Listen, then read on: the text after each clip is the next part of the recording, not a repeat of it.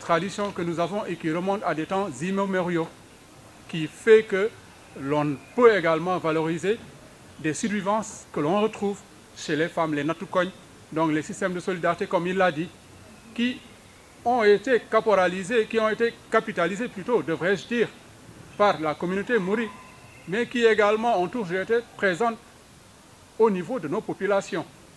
Donc je pense que c'est tous ces aspects également qu'il va falloir mettre en avant dans la réappropriation donc, de ce que nous avons comme richesse et au travers duquel on devrait partir pour asseoir le développement.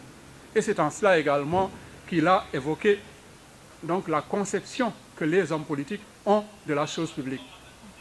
Mais plus que cela, ce qu'il dit nous interpelle par rapport à la responsabilité des élites, qu'elles soient politiques, qu'elles soient techniques, qu'elles soient religieuses et qu'elles soient donc autres. Je pense qu'il est question simplement de ceux qui aujourd'hui sont censés détenir un leadership et qui n'en font pas un exercice bienveillant. Parce que lorsqu'ils parlent de l'exemplarité, le contraire se retrouve partout. Donc il faut savoir aller plus loin que cet aspect politique.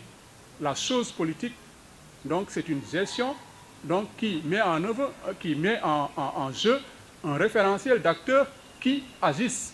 Donc je pense que le décideur politique, il a sa part, mais d'autres décideurs également ont leur part. Cette société se construira à partir des apports de chacun d'entre nous.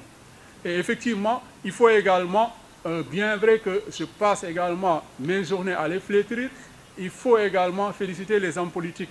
De ce point de vue-là, je pense que c'est important que ceux qui doivent amener la société à des niveaux, donc en tout cas à un niveau substantiel, qui doivent l'élever à un niveau de développement donc, auquel nous tous nous aspirons, ces gens également méritent respect. Mais le problème, c'est comment on fait de la politique dans nos sociétés.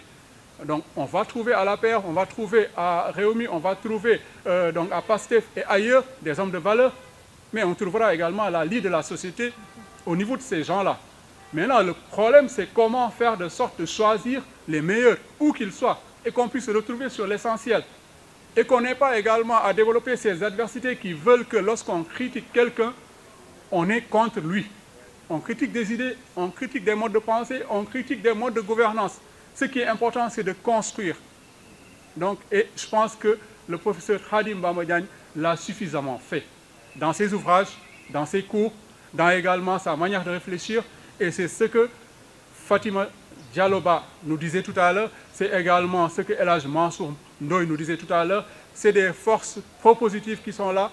C'est avec tout cela également qu'on fera le Sénégal de demain. On reviendra sur cela au niveau des gingembre. J'ai parlé des narratifs. Je pense que le professeur Mary Teuw Niane les a évoqués, le docteur Abdourahmane Diouf les a évoqués, le professeur Mansour Sarr également s'est étendu sur un concept de Sorale qui m'a rappelé le concept de Naoulé du docteur Hadiba, qui sont des référents importants pour cette société qu'il va falloir développer, qu'il va falloir également mettre à la disposition de tous pour qu'on puisse positiver ce que l'on a et qu'on parte donc de nos traditions, de nos valeurs, de nos vécus, de quelquefois ces anonymes qui marchent avec nous, qui méritent d'être révérés. C'est en cela que la présentation de l'ouvrage de André-Marie Diagne, qui fait œuvre de critique sur le travail de Mariama Ndoye, mérite d'être salué. Parce qu'aujourd'hui, ce qui manque, c'est d'avoir un recul par rapport à ce que nous faisons.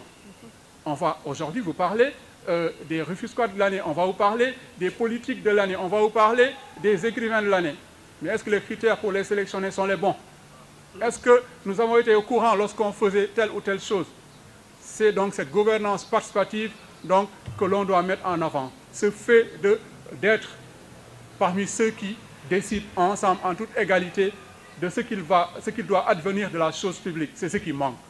Ce conseil, en tant qu'agent du BOM, du Bureau d'organisation et méthode, ce conseil stratégique, cette planification dont je parlais tout à l'heure en tant qu'ex-agent du ministère de l'économie et des finances, je pense que tout ça, ça doit nous parler, la planification, le conseil, et nous devons nous le réapproprier pour mettre en avant avec tout le monde ce projet de société qui est le nôtre avant que d'être celui qui nous dirige.